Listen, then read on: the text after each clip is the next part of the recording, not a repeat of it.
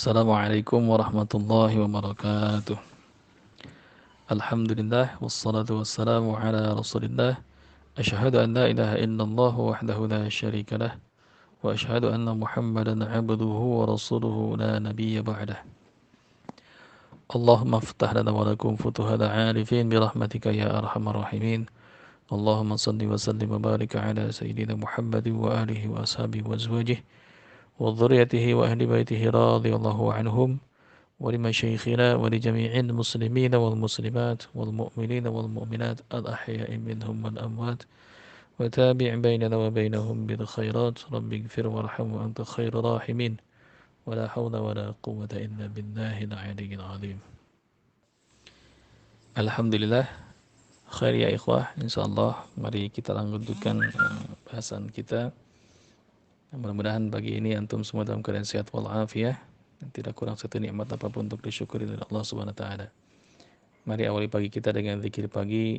Mari awali pagi kita dengan pikiran-pikiran positif dan song-song hari ini dengan kebahagiaan serta kebermanfaatan kepada sesama insyaallah. Bahasan kali ini kita akan bahas pertanyaan yang umum dari banyak marki kita, yaitu kenapa kok sudah diruqyah berkali-kali tapi tidak kunjung datang kesembuhan. Barangkali ada salah satunya penyebabnya, baik itu dari pasien itu sendiri atau marki kita sendiri ataupun dari peruqyah sendiri. Nah, maka kita bahas satu persatu insyaallah. Semoga Allah mudahkan. Nah, mari simak yang sudah on dan mari teliti satu persatu insyaallah. Baginda Nabi SAW pernah bersabda bahwa ma anzalallahu da'an illa anzalallahu syifaan. Allah tidak akan menurunkan suatu penyakit melainkan Allah pun akan turunkan juga obatnya. Yang bisa lihat di Sahih Bukhari nomor 5246. Juga dari sahabat Jabir radhiyallahu ani Rasulullah sallallahu alaihi wasallam, likulli da'in dawa'un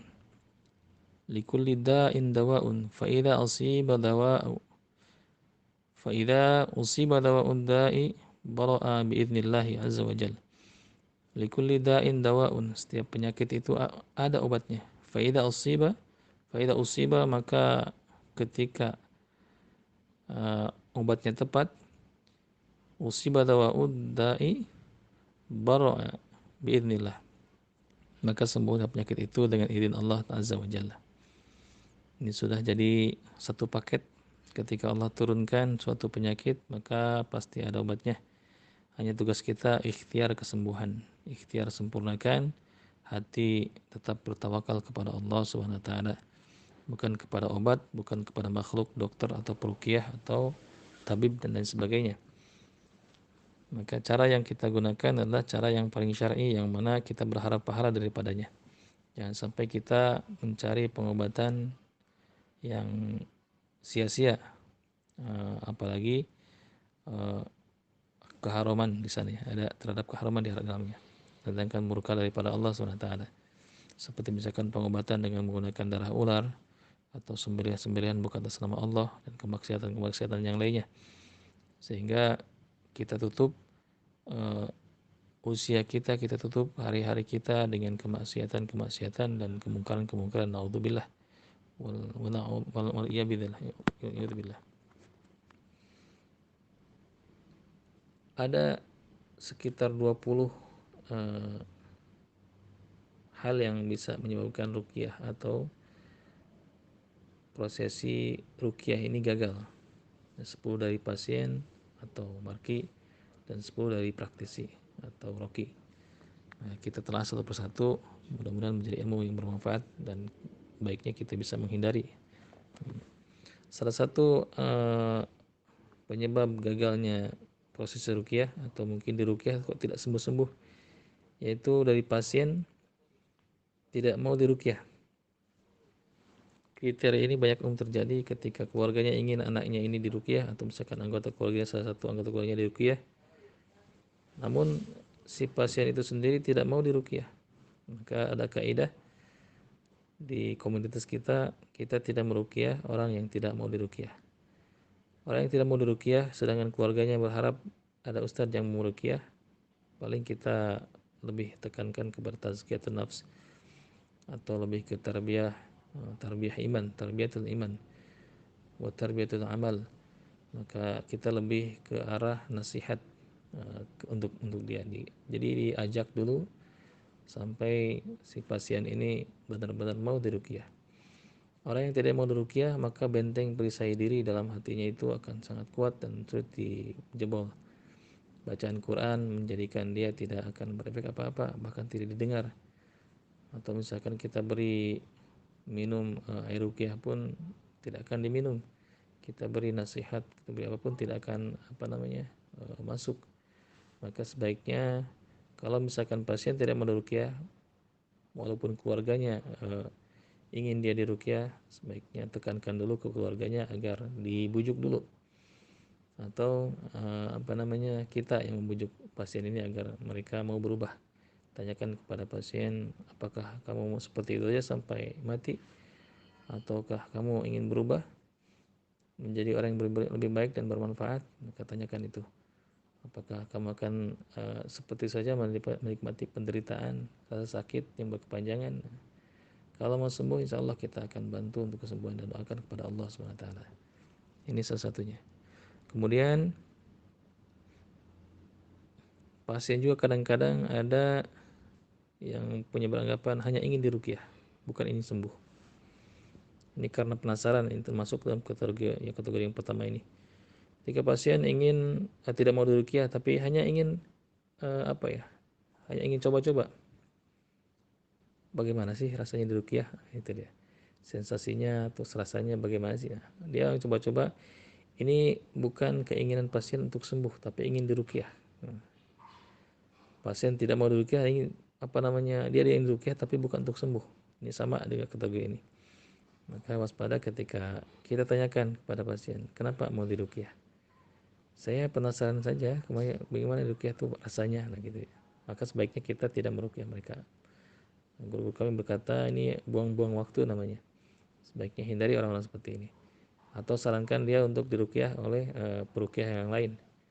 Karena tujuan daripada ruqyah ini adalah kesembuhan ruhaninya.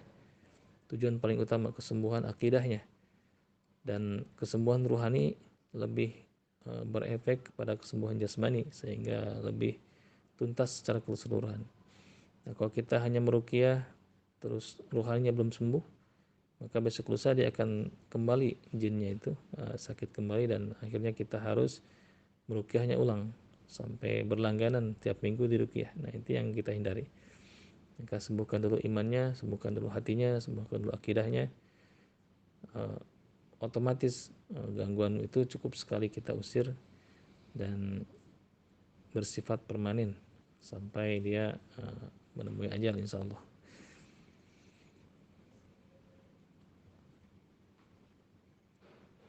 Yang kedua, faktor-faktor yang menyebabkan kegagalan ruqyah dari pasien, yaitu pasien masih betah dalam kesyirikan. Kadang-kadang mereka yang pengamal ilmu-ilmu kanuragan atau misalkan yang mempunyai warisan benda pusaka yang dianggap keramat, atau mungkin dia sangat mahabbahnya terhadap gurunya sehingga dia mengamalkan apa yang diberikan oleh gurunya, atau saking sangat pedihnya di masa lalu perjalanan kehidupannya sehingga dia menemukan suatu amalan dan amalan ini bisa membantu dia sampai sukses seperti itu. Ini yang berat sekali untuk sembuh ketika diruqyah. Maka yang paling pertama adalah perisai-perisai tersebut kita runtuhkan terlebih dahulu dengan pemahaman-pemahaman yang benar dan ajakan-ajakan yang lembut, tidak kasar, tidak memvonis, tapi ajak dulu pasien untuk memahami bahwa itu adalah kesyirikan. Menyimpan benda bersuka seperti itu adalah kesyirikan. Mengamalkan bukan tujuan kepada Allah tapi kepada makhluk, itu adalah kezaliman. Tapi kalau misalkan tujuannya kepada Allah namun ada pujian kepada makhluk seperti kepada jin, maka itu adalah kesyirikan. Nah, ini yang kita hindari. Kita sarankan kepada pasien kita jangan sampai mereka melakukan hal yang demikian. Atau misalkan pasien-pasien kita tidak memahami apa itu syirik. Ada syirkul akbar, syirik besar. Ini nyata sekali dilakukan seperti ritual-ritual semedi, atau misalkan penyembahan berhala, atau pemandian benda-benda pusaka dan lain-lain. Juga ada syirkul khafi, syirik yang samar. Syirik yang samar seperti dalam hati dia mengiktikadkan bahwa ada kekuatan lain selain kekuatan Allah Subhanahu wa taala. Ini yang perlu kita garis bawahi, bahwa kita wajib menjelaskan kepada mereka jenis-jenis syirik ini. Ada syirikul mahabbah, syirik kecintaan. Bahwa ada sesuatu yang lebih dia cintai daripada Allah Subhanahu wa taala. Ketika seorang cinta, maka otomatis dia akan ketika seorang cinta kepada Allah Subhanahu wa taala, maka otomatis dia akan cinta pada baginda Nabi sallallahu alaihi wasallam. Karena ada bukti syariat itu di Nabi sallallahu alaihi wasallam. Kita tidak bisa melaksanakan perintah Allah tanpa penjelasan dari baginda Nabi sallallahu alaihi wasallam. Maka dalam Quran dijelaskan, "Qul in kuntum tuhibbunallah", katakan Muhammad pada umatmu, "In kuntum tuhibbunallah", jika kalian cinta kepada Allah, fattabi'uni, maka ikuti aku. Jadi ada gambaran-gambaran syariat ini di baginda Nabi sallallahu alaihi wasallam. Itu satu paket. Tidak bisa kita cinta kepada Allah tapi tidak cinta kepada baginda Nabi. Atau kita cinta pada Nabi, kita melupakan Allah. Dua-duanya satu paket, dan ini adalah bukti kecintaan. Nah, untuk orang-orang yang tidak cinta kepada Allah, tidak cinta pada Nabi-Nya, tidak cinta pada syariat ini, ada cinta lain di hatinya selain kepada Allah, misalnya kepada makhluk, baik itu kepada pasangan lawan jenis, atau kepada harta dunia, atau kepada jabatan, atau kepada benda-benda yang dianggap pusaka, yang dianggap ini koleksi yang sangat saya sukai. Nah, itu dia. Ini mungkin beberapa penyebab kenapa diruqyah berulang-ulang tapi tidak kunjung sembuh. Ada syirkut ta'ah. Syirkut ta'ah ini syirik ketaatan. Ada yang lebih kita taati daripada Allah dan Rasulnya. Misalkan kepada atasan, kepada pimpinan, kepada istri, mungkin yang suami takut istri, atau istri taat kepada suami melupakan perintah dari Nabi SAW. Seorang istri wajib taat kepada suaminya, seorang anak wajib taat kepada ibunya. Ini semata-mata bentuk penjalan perintah taat kita yang hakikat, yaitu kepada baginda Nabi SAW, sebagaimana Allah SWT menyuruhnya. Jadi niatkan ketika kita taat pada suami kita hanya untuk semata ibadah pada Allah SWT, dan niatkan ketika kita taat kepada orang tua kita semata ibadah kepada Allah SWT, bukan yang lain. Maka kalaulah misalkan kita taat, balasan daripada suami kita lain, atau misalkan kita taat kepada orang tua kita tapi orang tua kita malah zalim terhadap kita, maka tidak ada masalah, karena tujuan utamanya adalah Allah SWT dan Rasulnya. Nah, kalau misalkan kita bergantung kepada makhluk, ada ketaatan lain, misalnya kita taat kepada suami kita, atau kita taat pada ayah dan ibu kita, tapi balasan dari mereka tidak sesuai yang kita harapkan, maka kita akan kecewa. Dan apapun selain daripada tujuan kepada Allah SWT akan Allah patahkan, akan Allah kecewakan. Maka cukuplah Allah saja sebagai tujuan kita. Cukuplah baginda Nabi SAW sebagai panutan kita. Dan semua yang terangkum, semua yang terbungkus dalam lingkaran ini, maka tujuan utamanya adalah ridho illahi ta'ala, menuju ridho Allah Subhanahu wa ta'ala. Yang ketiga, kenapa ruqyah bisa diruqyah berkali-kali tapi tidak kunjung sembuh? Barangkali ini penyebabnya, yaitu tidak komitmennya dengan jamaah Al-Quran dan Sunnah. Ya, setengah masih suka mengamalkan amalan-amalan masa lalunya, amalan-amalan bid'ah, amalan-amalan bid'ah sayyi'ah, amalan-amalan yang menyimpang, amalan-amalan yang tidak baginda Nabi SAW ajarkan. Sekalipun itu dari guru yang disebut guru mursyid, maka orang yang seperti ini susah untuk sembuh di ruqyah.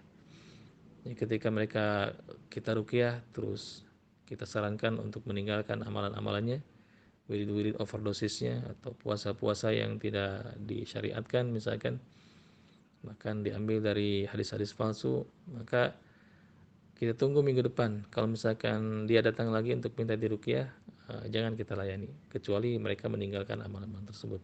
Karena akan percuma kita menempatkan diri kita sebagai klinik ruqyah nantinya. jadi tukang apa bedanya kita dengan mereka dukun-dukun ahli pengobatan yang berlangganan, tujuannya adalah mencari banyak pasien. Tujuan daripada dakwah ruqyah tauhid ini adalah menyembuhkan hakikat secara ruhaniyah, yaitu imannya.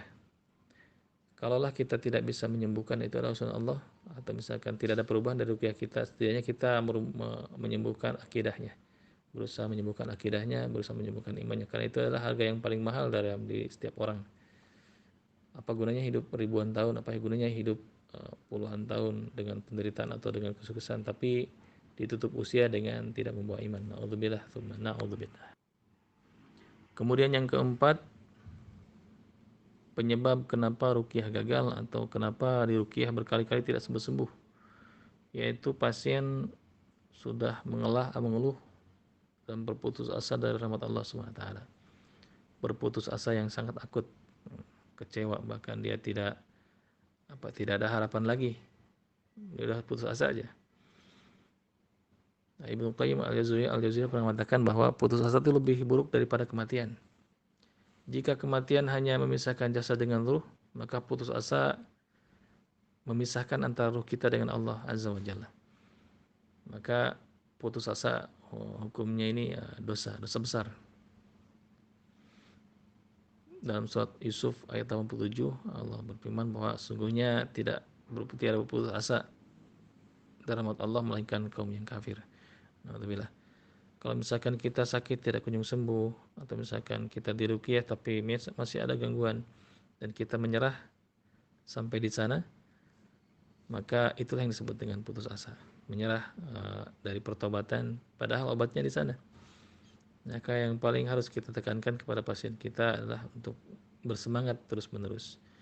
Innallaha la yughayyiru ma biqaumin hatta yughayyiru ma bi anfusihim.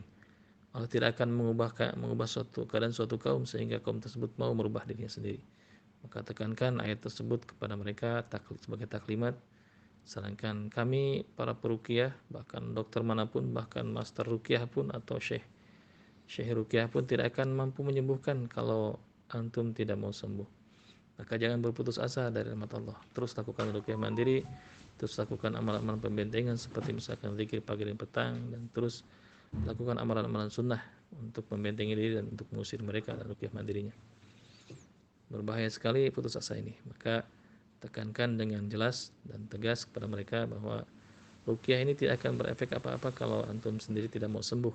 Nah, seperti itu.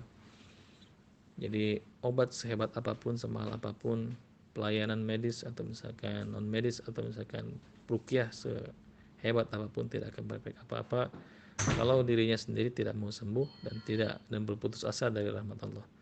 Kita bacakan Quran kepadanya berharap rahmat Allah. Dia bacakan Quran untuk diruqyah mandirinya berharap pada rahmat Allah. Idza quri'al Qur'ana fastami'u wa ansitu lahu la'allakum turhamun. Ketika kalian dibacakan Al-Qur'an, maka sebaiknya diam dan dengarkan, la'allakum turhamun. Maka niscaya kalian akan mendapatkan rahmat. Rahmat itu turun ketika kita benar-benar menyimak apa yang dibacakan oleh peruqyah atau misalkan orang yang mengaturkan Al-Quran. Maka jangan putus asa dari rahmat Allah.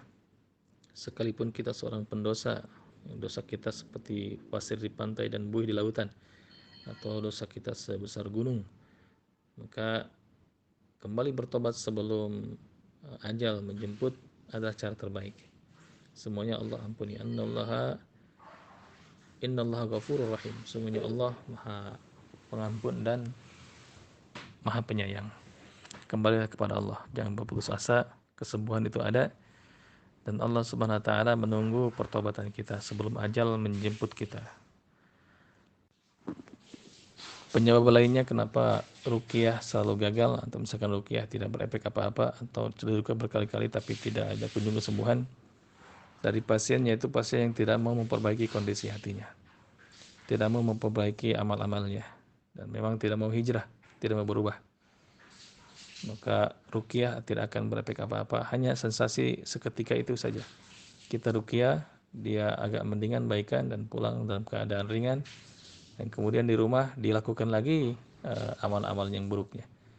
Keyakinannya belum berubah sehingga dia berat untuk melepaskan amalan-amalan yang dianggap menyimpang atau jimat-jimat yang dia simpan untuk kesyirikan, atau misalkan raja-raja yang ditempel di tembok-tembok atau aufak juga. Dan dia memang tidak mau berpindah dari amalan-amalan yang sifatnya sayyiat atau buruk menuju amalan-amalan yang disunahkan oleh baginda Nabi SAW. Padahal kalau secara sadar dia renungkan bahwa tidak ada syariat yang lebih agung daripada baginda Nabi SAW, syariat baginda Nabi SAW. Tidak ada kekuatan perlindungan yang lebih hebat daripada perlindungan daripada Allah Azza wa Jalla. Tapi karena mungkin tidak paham dan karena selama ini dia seperti itu dan dia merasakan hasilnya, maka biasanya orang seperti ini sulit untuk berubah. Katakankan kepada pasien kita agar mereka mau memperbaiki hatinya terlebih dahulu sebelum diruqyah. Ini yang paling penting. Kemudian penyebab lainnya yaitu tidak mau bertobat dan merasa aman dari dosa. Ini ketika seorang diruqyah kemudian muntah-muntah dan pulang dalam keadaan sehat, kemudian 3 hari 4 hari berikutnya sakit lagi karena ada bentengnya itu yang jebol dari maksiat-maksiat yang dilakukan. Misalkan seorang anak muda minta diruqyah karena tidak bisa khusus sholatnya, sering pening di kepalanya. Kemudian kita ruqyah, dia mungkin pecandu game online misal. Kita ruqyah dan dia alhamdulillah bismillah misalkan sehat. Dan kemudian pulang, dan setelah pulang jadi lagi. Nah, setelah kita tanya kenapa bisa seperti ini? Apakah amalan-amalan yang kita ajarkan untuk dilakukan di rumah sebagai ruqyah mandiri dilakukan? Tanya kembali apakah sudah meninggalkan game-game online itu? Nah, enggak, saya cuma menghormatin teman-teman. Saya buka lagi game online-nya, main lagi sampai subuh. Satu malam itu aja. Nah, itulah dia. Bentengnya dibuka kembali. Sehingga mereka setan la'natullah alaih masuk melalui jalur tersebut. Atau mungkin kalau misalkan markinya seorang akhwat, dia tidak mau berkerudung. Nah, atau dilihat dari pekerjaannya. Mungkin pekerjaannya menuntut dia untuk tidak memakai hijab di pekerjaannya. Maka sarankan kepada mereka agar mereka merubah itu dulu. Baru kita ruqyah. Bukan mempersulit urusan muslimin untuk kita tidak meruqyah mereka, tapi agar ruqyah kita ini berefek dan tuntas. Bukan kita jadi seorang terapis yang kita ruqyah, kemudian dia pulang, minggu depan datang lagi untuk diruqyah, terus seperti itu. Ini namanya ladang bisnis atau terapis panggilan atau mungkin langganan. Bukan seperti itu. Tapi kita berharap dari ruqyah ini banyak generasi-generasi yang berubah total. Banyak orang-orang yang tadinya zulumati dalam kegelapan ila nur menuju cahaya. Banyak mereka yang tadinya tidak paham menjadi paham, dan banyak ahli-ahli iman dari sini. Dan tujuan akhirnya adalah banyak para peruqyah yang bisa menolong saudara-saudaranya, dan one home one doctor. Satu rumah satu orang dokter, itu harapan kita. Jadi bukan berarti nanti tidak ada lagi praktisi ruqyah yang di klinik-klinik, bukan seperti itu. Tapi penanaman ini adalah penanaman yang baik, penanaman yang kita harapkan bangkitnya Islam di daerah kita masing-masing. Penyebab yang lainnya yaitu pasien tidak kenal dengan musuh sendiri. Siapa musuh yang paling nyata? Musuh yang paling nyata adalah syaitan. Alam a'had ilaikum ya bani Adam alla ta'budu syaitan innahu lakum aduwwum mubin. Dalam surah Yasin ceritakan seperti itu. Alam a'had ilaikum ya bani Adam, bukankah telah aku tunjukkan kepada kalian wahai manusia, alla ta'budu syaitan, maka sekali-kali janganlah kalian menyembah syaitan, mengikuti syaitan, takut kepada mereka. Ta'budu syaitan, menghambakan diri kepada syaitan. Innahu lakum aduwwum mubin, sesungguhnya dia setan, lakum untuk mudah, aduwwum mubin, musuh yang sangat nyata. Maka di ayat yang lain menyebutkan bahwa syaitan adalah musuh yang nyata, maka ambillah dia sebagai musuh, bukan sebagai sahabat. Namun cara syaitan ini sangat halus, dan karena memang tugas mereka seperti itu. Sementara kita disibukkan dengan urusan cari nafkah, disibukkan dengan mencari ilmu, disibukkan dengan urusan mengasuh, mengurus rumah tangga. Sementara setan tugasnya yang satu, menjerumuskan kita dengan cara yang halus ataupun kasar ataupun dengan perlawanan. Peperangan itu terus berlanjut sampai yaumil akhir, sampai hari kiamat. Karena yang mereka tujuannya adalah mengambil dari umat baginda Nabi SAW ini sebanyak-banyaknya pengikut. Maka dia masuk ke dunia pesantrenan sebagai apa namanya, pemberi ilham, sehingga satu orang ulama di sana terkena, maka seluruh santri dan warga masyarakat serta umat yang pro kepadanya sesat ke semuanya. Maka berat sekali godaan seorang ulama daripada seorang santri atau seorang masyarakat biasa. Orang dulu bilang, kalaulah kiai maka setannya kiai lagi, kalaulah ulama maka setannya pun ulama lagi, sesuai dengan kadarnya. Dan caranya sangat halus sekali, mulai dari menawarkan jasa bisa terbang, ayo kemana saya antar untuk terbang, kamu mau ke Mekah, ayo saya gendong. Apakah setan mampu memindahkan benda atau seseorang dari sini ke Mekah dalam sekejap? Sangat bisa. Ya, antum bisa lihat dalam kisah uh, Nabi Sulaiman alaihissalam ketika menawarkan kepada rakyatnya, kepada pembesarnya, siapa yang mampu memindahkan singgasana Balkis lebih cepat. Maka kalau ifritu minal jin, berkata ifrit dari kalangan jin, saya mampu memindahkan singgasana Balkis ini qabla an taquma min maqamik, sebelum engkau berdiri dari tempat dudukmu. Wah, cepat sekali itu. Antum bisa bayangkan Nabi Sulaiman alaihissalam berdiri dari apa namanya, tempat duduk, tidak terlalu lama, berdiri aja. Tapi singgasana itu dari Ratu Balkis yang berjarak berkilo-kilometer di daerah Babilonia kalau tidak salah, ini mampu dipindahkan oleh Ifrit dalam sekejap. Namun ada yang lebih cepat daripada itu, yaitu qala bin ibadillah min atiku min indillah, apa namanya, seorang hamba yang diberikan oleh ilmu min kitabillah, dari kitab Allah, mengatakan bahwa aku mampu memindahkan singgasana Balkis qabla ayatafuk, sebelum engkau mengedipkan kedua matamu, lebih cepat daripada Ifrit. Jadi kalau antum mendengar kisah seseorang mampu ke Mekah, ke tanah suci dalam selangkah, maka jangan kaget. Timbang dengan timbangan syariat, apakah dia ahli ibadah atau bukan. Karena bukan tidak mungkin seorang pindah dari sini ke Mekah dalam sekejap hanya dengan mengendarai jin, seperti itu. Maka jangan takjub, jangan heran ketika antum melihat seorang yang dianggap wali mungkin oleh masyarakatnya, dia mampu dari sini ke Mekah dalam sekejap, mampu berjalan di atas air, mampu terbang di atas udara. Maka lihat timbangan syariatnya, apakah dia seorang yang taat beribadah kepada Allah atau hanya dia seorang ahli maksiat bahkan meninggalkan syariat. Maka ketahuilah setan, bahkan iblis, lebih pandai daripada mereka. Mampu terbang, mampu menghilang, mampu berjalan di atas air. Dan itu mampu dilakukan oleh setan, la'natullah alaih. Kemudian penyebab yang lainnya itu masih nyaman bersahabat dengan setan. Nah, ini dengan membuat amal-amalan berupa masih menyimpan benda pusaka, dan godaan itu pasti ada.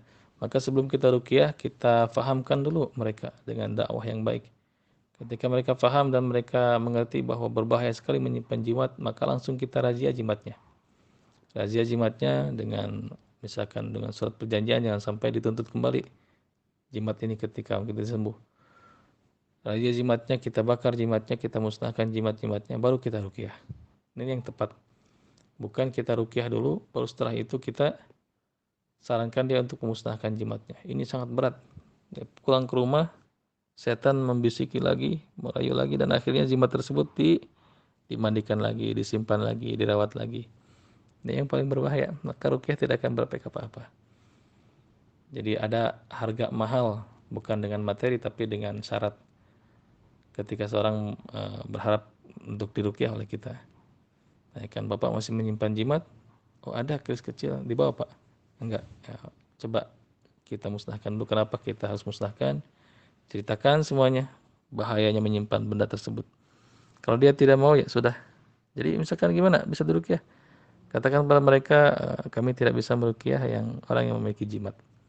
Sebagaimana baginda Nabi SAW tidak mau menerima baiat sebagian sahabat Nabi ketika mereka berbaiat ingin masuk Islam.